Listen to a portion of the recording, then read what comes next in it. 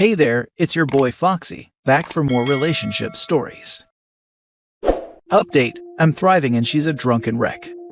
Original post. First post here, but I've been lurking since my first D-Day, April 17, 2021, only recently becoming active. A bit more than a year has gone by, and through lots of self-reflection and therapy, I've finally built the courage to walk away from my 38 male wife, 36 female. This is a very weird feeling, one I really don't know how to fully describe. I'm optimistic and scared, calm and anxious, happy and sad. My Fitbit says my heart rate is around 80 beats per minute, which is about 10 beats higher than usual. So I decided to write this here as a reminder to myself not to give in. I thought making a list of all the horrible things I've had to deal with over the 13 years we've been together, married for almost 8, might keep me on track to follow through with the divorce if I get weak in the future at any point. So, here's a bullet list of all the reasons I am leaving for my future self. She is an alcoholic. She gets obnoxious, verbally abusive, and violent when she drinks. She cheated on you with an employee that reports to her at work. They hooked up at work during working hours, not to mention the hotels they booked. She made secret plans to meet up with an ex-boyfriend using her work cell phone before you stumbled onto the text messages. After forgiving her for cheating on you, you discovered she had booked a hotel in August 2021 during a night you were away. Once confronted, she denied and gaslit you. A week after you left the house to stay with family, she finally admitted to sleeping with the same coworker again. The one time she agreed to put a tracker on her phone, you discovered she had left the phone at her friend's house and had her friend text you pretending to be her. She claimed she was at Target and simply forgot her phone. She came home drunk in the middle of the day once while saying she was at the gym. After finally agreeing to start a new job and put her affair partner out of your lives by blocking him on her phone and email, you discovered she was hiding a second cell phone and communicating with him through that device instead. On a night she claimed she wanted a night to herself, she secretly met up with her affair partner for dinner, claiming she just wanted closure. That same night, she stayed at a hotel. Her best friend, who previously coerced her into $5,000 worth of debt and has cheated on her own husband with many partners, has been assisting your wife in all her affair and will continue to do so.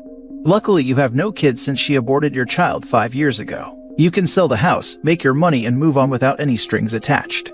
Don't believe her when she says she will change. She has said this many times and she never will. She has only gotten smarter in trying to hide her horrible behavior.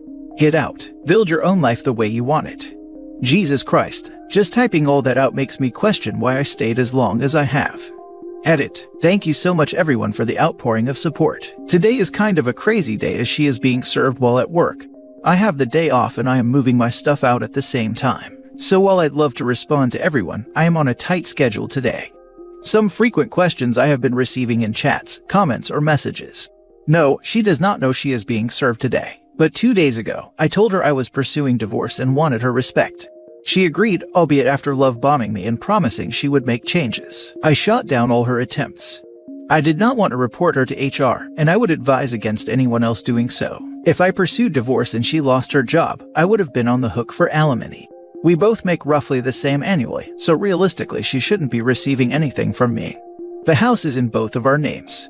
I do all the upkeep on the property. I intend on staying in the house to facilitate its sale since she does close to nothing with the house. If she chooses to stay, legally I cannot kick her out, so going full no contact, while ideal, might be tough to do. I am moving my stuff to my father's house today so I can bail and stay there if all fails. Now for the top advice before reading the updates. Seriously, bud, good for you for making this step. It may seem tough now, but it definitely gets better. I'm 38 as well, and let me tell you, single life at our age is so much fun. I'm looking forward to it. I can't wait to have my own apartment and be on my own.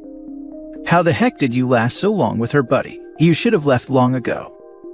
I used to sing that tune all the time. I'd see others in terrible relationships and wonder why they stuck it out, thinking it would never be me. But here I am.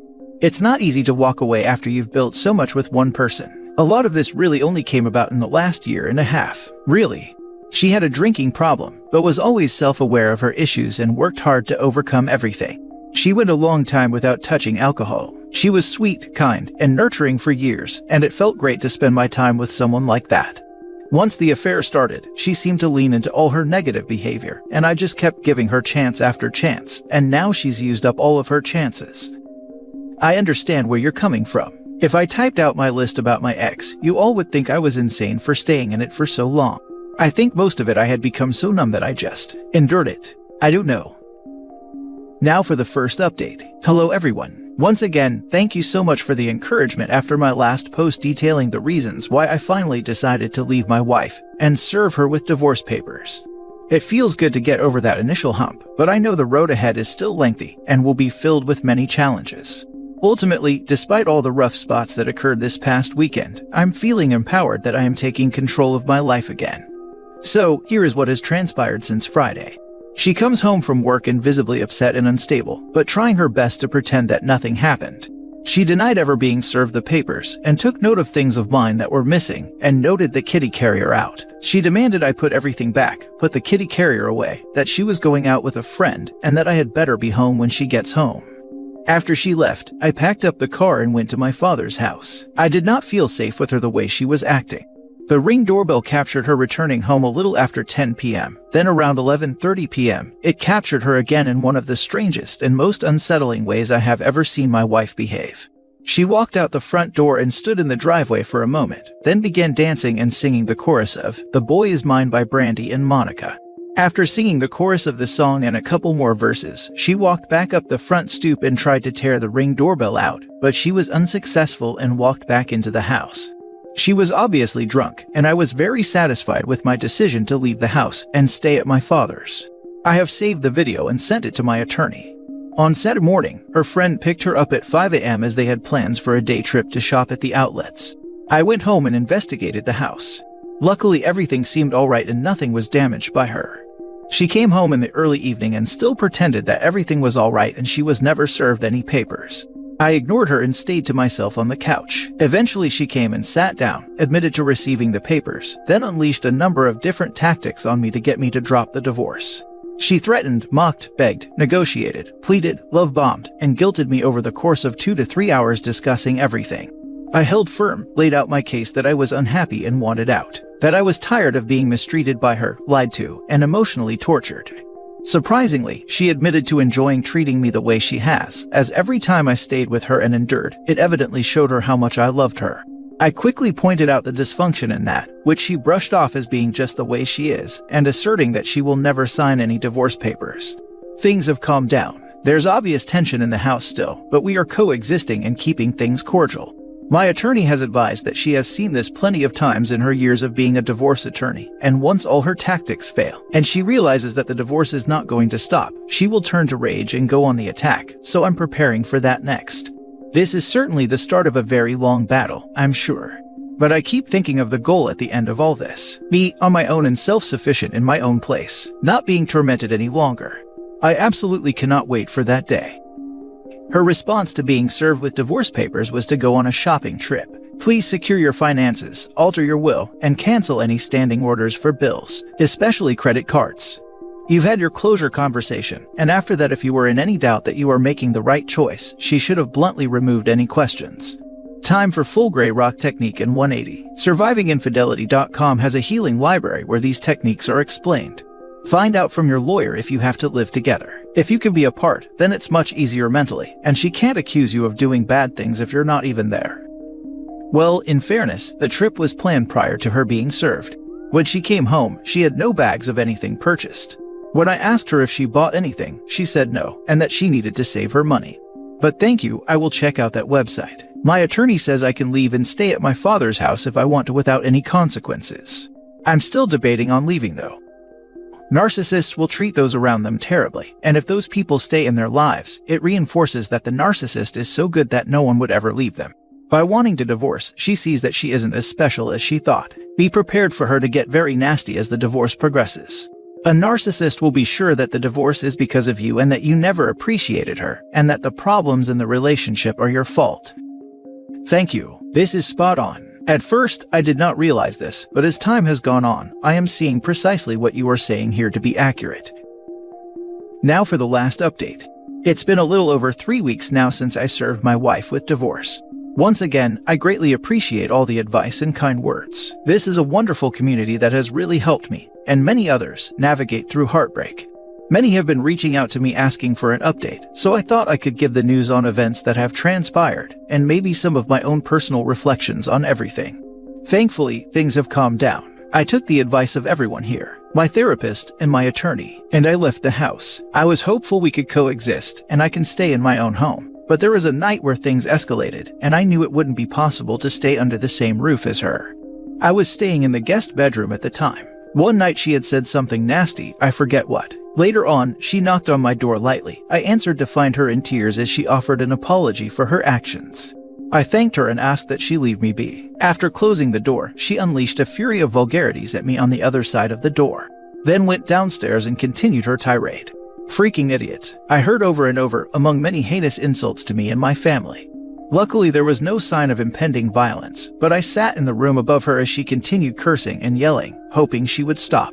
She eventually did, but that night I slept with the door barricaded and made the decision to leave the next day. Once she left for work the next day, I began packing the rest of my things. Luckily, I work from home, so I had time before work and during my lunch break to pack up my car. After work was done, I jumped in my car with one of the cats and went to my father's where I have been since. It's peaceful here. The house is not occupied most of the time, and many of the rooms were used more for storage. Cleaning out one of the bedrooms upstairs and buying new furniture has been a fun project. The room I'm now staying in is quite cozy. For as long as I have been married, I have always wanted a gaming room, and that's what I've been working on turning this room into. I even bought myself a new bed. It's one of those adjustable bases, and even has a built-in massage function. I may have gone a little overboard, but I wanted to be comfortable and excited about where I am living. As of typing this up, I can confirm I'm thrilled to be here. I even got my email confirmation for my Steam Deck, so that was a nice added bonus from Valve. It's as if they knew I was going through a tough time and needed something fun, ha. There has been some communication between us, but very little. Since my wife does not clean or really know how to take care of the house, I have been visiting on weekends to check on things and grab any other items I may have left behind. Her tone has definitely changed. She has been begging me to call off the divorce, taking ownership of all things wrong with the marriage, offering to have the open policy I have been asking her for, and swearing that she called everything off with the guy she had an affair with. I'm not buying it. I know this version of my wife as I have seen it many times. Once the dust settles, she will revert back to her old, toxic habits. For now, it's nice to hear directly from the source of my heartache that she is actually claiming responsibility for everything she has done, even if that gesture is just a facade and short-lived. She is a person with many personal issues that I have taken an active role in assisting with. It's rather astonishing to sit back now and reflect on all the things I have helped her with throughout the years, all the ups and downs. I saw her last Sunday when I stopped at the house. The place is a mess, with empty bottles of wine scattered around. After I arrived at the house, she went into the bathroom to throw up quite loudly. She came out and said she was hungover from drinking the night before. I maintained the gray rock method and didn't engage in any way, which only fueled her sorrow further. "You don't even care," she said a few times to me while holding back tears, clearly trying to bait me. She is scrambling to suck me back to being a manipulated toy to play with, and it isn't working. It makes me sad to see her like this, but I also lost my motivation to help her, mainly because I realized that there is nothing I can do for her anymore. Coming to terms with that really does feel refreshing. Sometimes I wonder why I stayed for as long as I did, but I'm content with how things have unfolded and with my decisions. I first found out she was cheating on me in April 2021, then found out she cheated again in August that same year. For many that would have been enough in itself, but I still stayed. As my therapist said to me, a year ago I wasn't ready to walk away. I am now. I needed to see this through and confirm that the problem was not me. The problem is entirely her and there is nothing I can do about it. My options are to endure perpetual heartbreak or leave. I chose to leave. A year ago, I did not realize those were the only cards on the table. I thought I could change myself and make the marriage work. I was wrong. My own family tried to coach me, but I needed to realize it myself without being told. That's the important part of leaving a spouse. It has to be your own decision, not someone else's. This is my decision. I am owning it, and I am improving my life little by little. There's a profound reward in learning a vital lesson in life. This hard-won knowledge is precious to personal development. I endured the hollow charade of her BS because I had to learn on my own. I'm not in any way ashamed to admit I stayed throughout all the issues.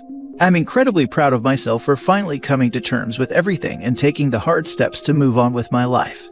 And I'm pursuing all the things I had put off for a long time.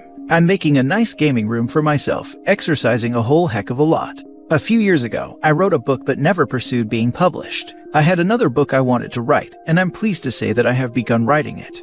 All these things I had put aside for years and made my marriage a priority. It's so incredibly refreshing to finally indulge in my own interests. I'm moving on, improving myself, and she is drinking herself into misery. I'm focusing on me, and it feels so great. My father's house has a lot of meaning to my family. Many memories here. My grandfather came here from Portugal when he was young and purchased the property. He grew up in Portugal living off the land and growing his own food. If he didn't do that, he didn't eat. So when he came here, he purchased a large piece of land, built a house, built a barn in the backyard, planted crops in an orchard. This house represented hope for a brighter future. He had horses, cows, goats, chickens, the whole deal. As my father and his siblings grew up, the land became less populated by livestock and more a representation of family and freedom. My uncles began rock bands and converted the horse stables in the barn to practicing spaces for their music. They played among whatever animals were left at the time. When I was born, my father brought me here on the weekends. He and my mother divorced when I was only a few months old, but remained cordial. Weekends meant being free on this land with my dad. It was paradise for a child like me. No rules, lots of land to explore and play on, and an awesome father who made me feel so loved and free. He bought me a dirt bike when I was 8 or 9 years old. I used to ride that bike all over the property, around the barn, on the front lawn. My grandmother used to complain that I was tearing up the grass. She'd come outside as I drove by the front of the house and yell at me to slow down, but I'd scoff at her and ride faster around the house and through the orchard. There were a few nights here when my father would open the window to his upstairs bedroom and climb out on the roof. He'd coax me out with him and we'd lay on our backs in the middle of the night, engulfed in darkness while staring up at the stars together, talking about traveling the universe and whether there is life somewhere out there. Last night I snuck out through that same window, sat on the roof in my pajamas, looked up at the stars and cried while pondering life. I cried partly due to sadness, but mostly because I felt that freedom and hope I once had when I was a kid in this house. Back then, I was always so incredibly eager for what would come from life. I looked forward to growing up, being a good person, and living an honest, fulfilling life. Those feelings vanished for a long time, but they are slowly emerging from beneath the rubble of a failed marriage. There's hope for a brighter future, and I can't wait to see what comes next. I still recommend that you contact your lawyer and inform the workplace at the appropriate time. She knows your indecisive and passive nature. The stories and mistreatment will continue after the divorce. You should shake her image. Just read your last 2 posts. Man, you're a candidate for sainthood for lasting that long with her. I'm curious, when you first met and started dating, did you see any red flags? Any hints of narcissistic behavior? I'm divorced and happily living the single life, but if I ever do decide to date again, I want to be aware of every warning sign there is. Thank you very much. There were red flags from the start of us dating. After a month or 2, I realized she had an issue with alcohol. She wasn't plastered drunk 24/7, but she would feel compelled to drink at very random times, and she was always a very obnoxious drunk. She had some aggressive incidents, but once everything was over, she would reflect on everything and admit her faults. She was never shy to admit she had an issue, which prompted me to believe she could change. And she did a few times. There were periods where she would be alcohol-free for a year or 2, then swear that she could handle it again and begin drinking, and eventually she'd be sneaking alcohol around with her and drinking in the middle of the day again. I forget where I heard this before, but there's a quote that always stood out to me. Love is not solely celebrating the strengths of your partner, but also tolerating their weaknesses.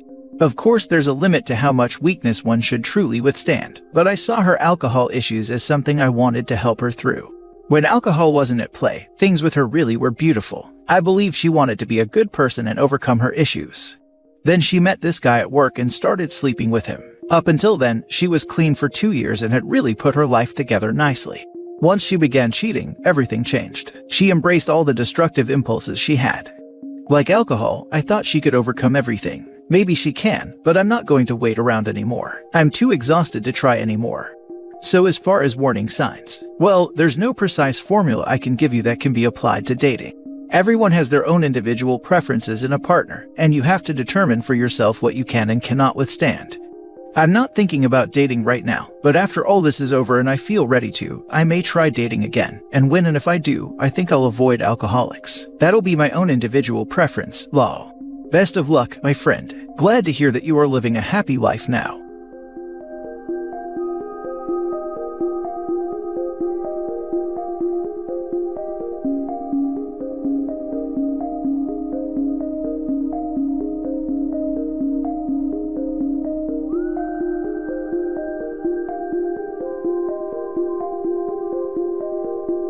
Hey there, it's your boy Foxy, back for more relationship stories.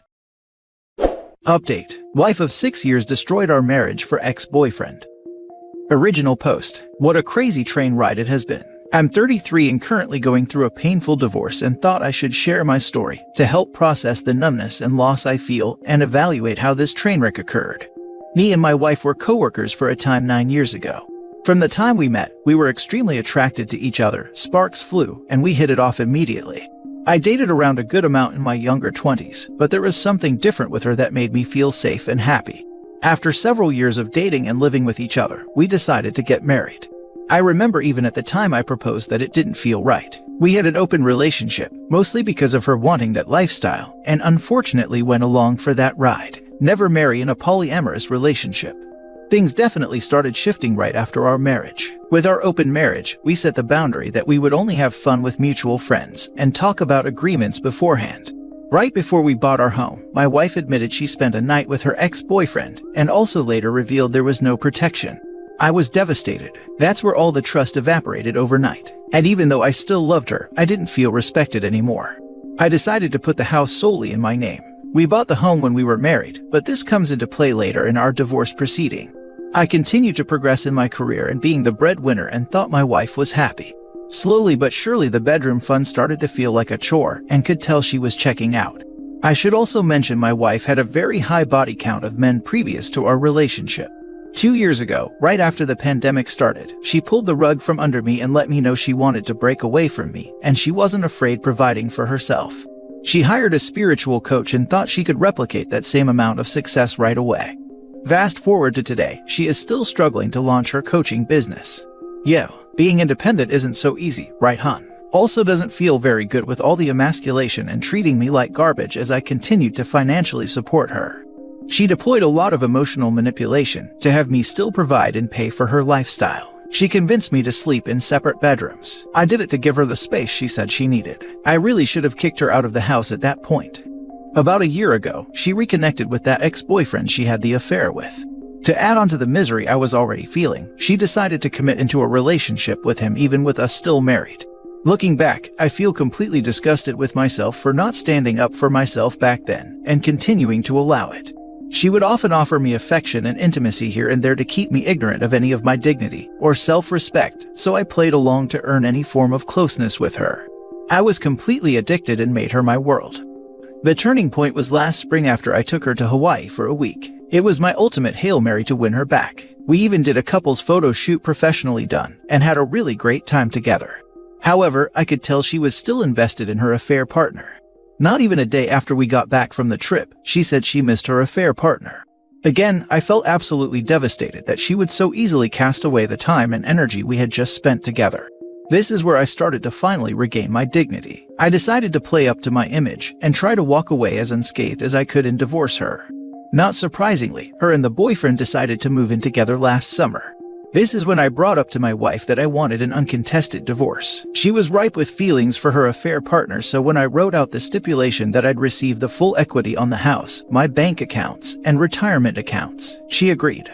I gave her a week to decide after another weekend of vacationing with her affair partner, and she signed the stipulation in front of a notary, and I filed it the same day. She ended up going out to the bar that night with her affair partner getting dolled up, and spending another intimate encounter with him, I guess in celebration. Yeah, I surely felt like a valued husband. 3 weeks after, my wife wasn't able to get housing with her affair partner as originally planned.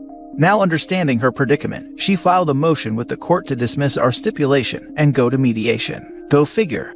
I then lawyered up and we had several hearings with the courts. My wife never hired an attorney. I believe she thought her spiritual leanings told her she didn't need any of that. Well, turns out she lost her case and tried filing an erroneous second motion with her newly hired attorneys and lost that too a few weeks ago. Now she's filed an objection to be heard by the judge. My lawyers are very confident the objection will also be denied, and the final divorce papers can then be signed. I've racked up about $10,000 of legal fees, but my wife also has a lot of fees too, and may even be able to ask for my fees to be paid if I win. But I will most likely elect to pay my own anyway. Edit. Also, I should add in the second motion she filed with her attorneys that she made up lies about me coercing and lying to her. Things like I told her to not hire a lawyer because it was too expensive. The commissioner saw right through that BS and denied her, and hope the judge does too. When my lawyer read through that motion with me, he said there is no chance at reconciliation. Also, the hearing before the judge just got scheduled for April 5th. The finish line is so close now.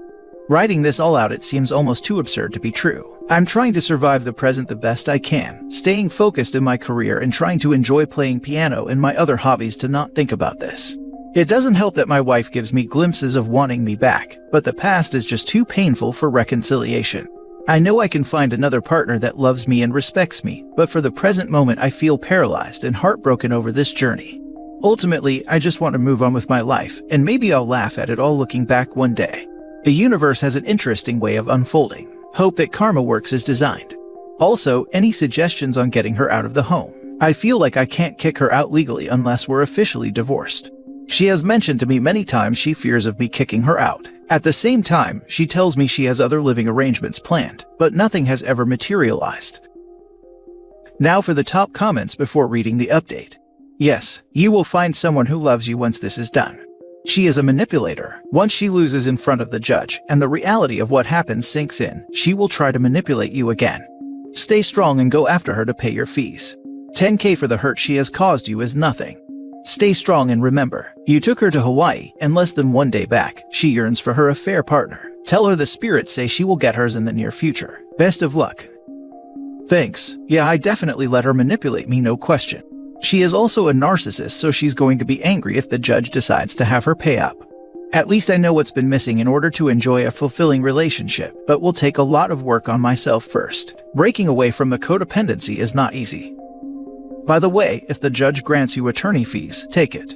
She has caused you such heartache. You owe her nothing. My advice, under no circumstances should you take her back. You must go no contact with her. Expunge her from your life. Also, never ever agree to an open relationship again. Good luck to you, and take what you have learned from your marriage to make a better life for yourself.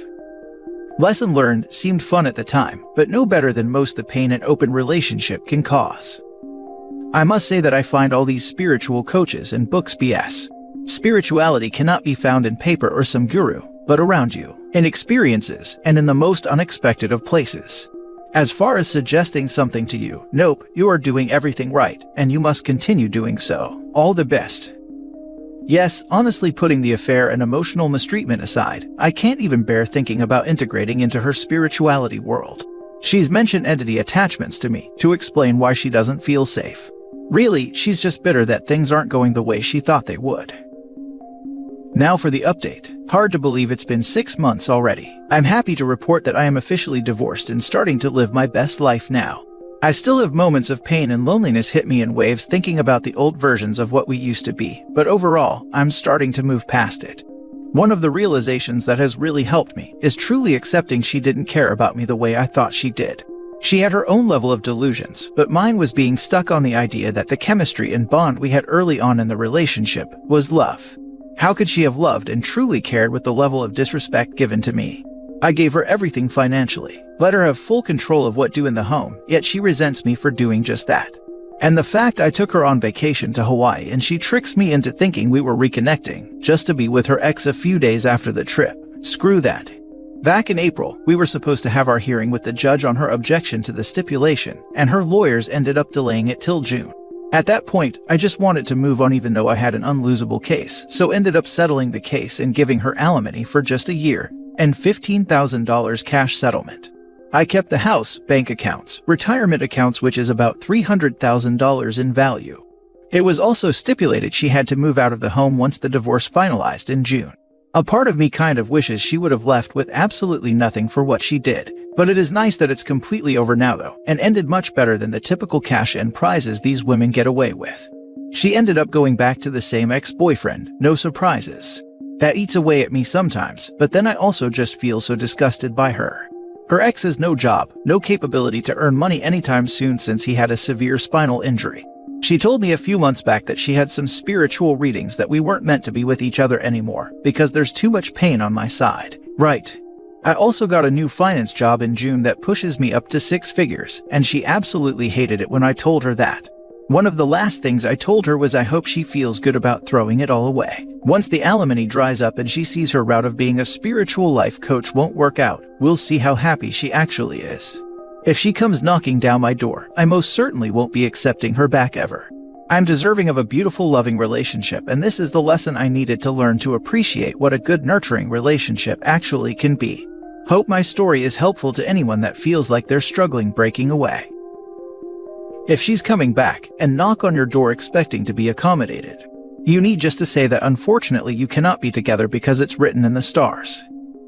Haha, I should tell her that. My higher self says, "You're not my twin flame, never was."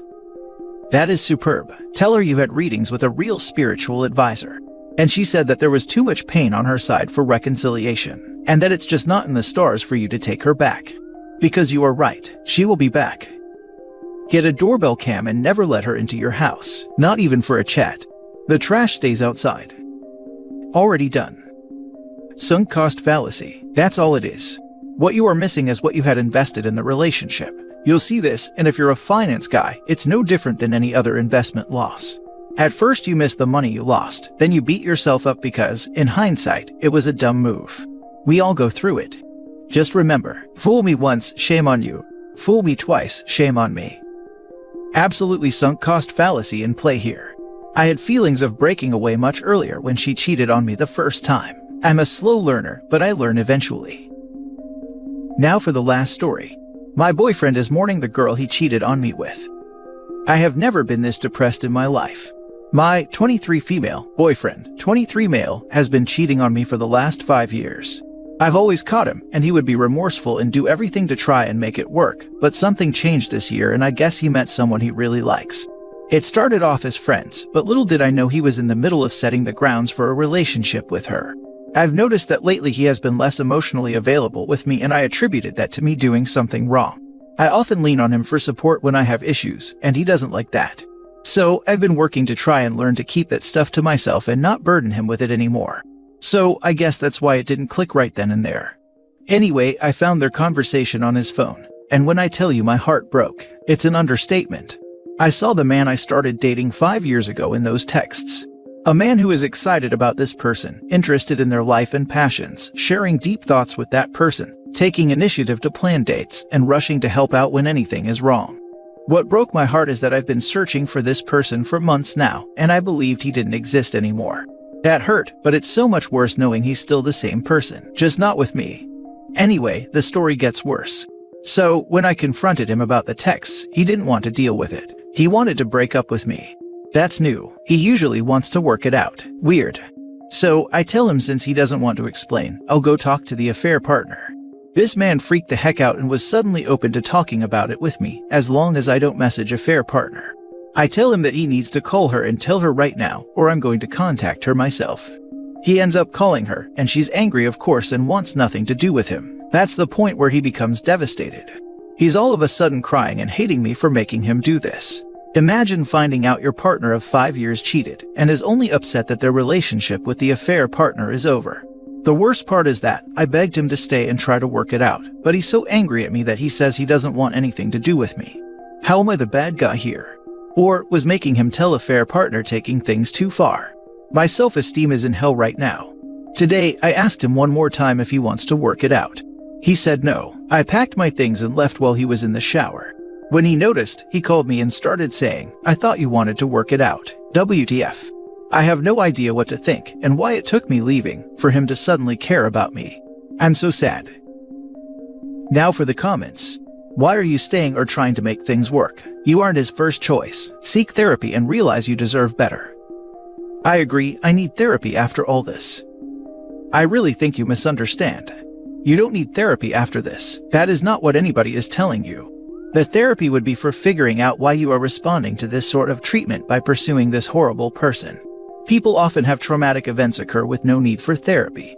It's only these maladaptive behaviors that cause them to seek things harmful to them that would be reason to seek therapy.